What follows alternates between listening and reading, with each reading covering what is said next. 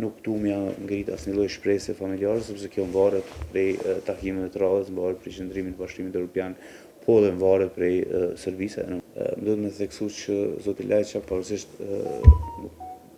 bashkëpunimit, po them kështu, në Bruksel ose takime të ndryshme, ka qenë disa herë në Kosovë gjatë 4 vitet e fundit, asnjëherë nuk është takuar me Komisionin Qytetar për Zhukër. Takimi ka qenë konstruktiv.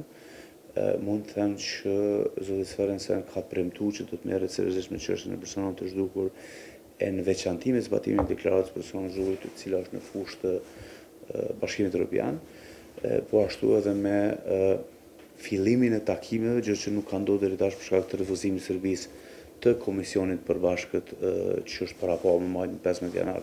Sipas zotit Sørensen, pritet që shumë shpejt, ai tha që sa për të kthehej në Bruksel do të caktojnë datën se kur do të bëhet takimi i radhës i Komisionit përbashkët.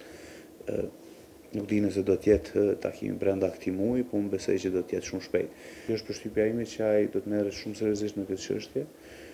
Nuk du m'ja ngrit asnjë lloj shpresë familjare, sepse kjo varet prej takimeve të radhës, varet prej qëndrimit të Bashkimit Evropian, po dhe varet prej serviseve, në kuptohet. Po unë besoj që pak më mirë se sa që ishte do të jetë.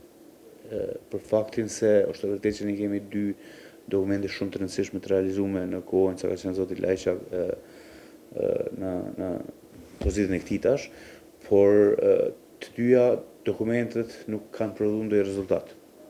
Rezultat në kupton gjetje të personave të zhdukur. Dhe të dyja dokumentet nuk kanë arritur me bind Serbinë, pavarësisht që ai vetë ka pranuar, që duhet me zbatu. Dhe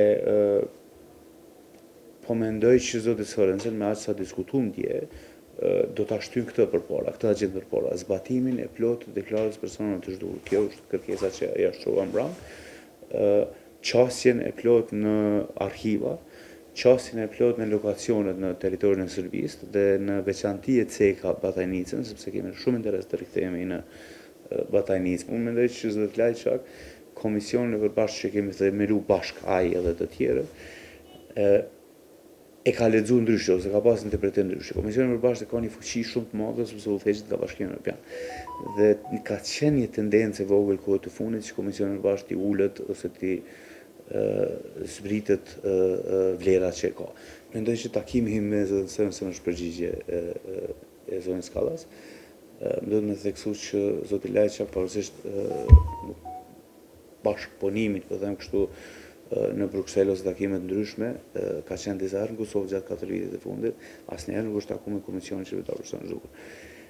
Dhe mendoj që takimi i parë i zotit Sørensen në Kosovë, krahas liderëve të vendit, me Komisionin Qytetar, jo unë se jam rëndësiun këtu, po Komisionin Qytetar për Zhukër, e tregon rëndësinë e vet dhe e tregon përgjigjen e zonës Kallas për këtë çështje.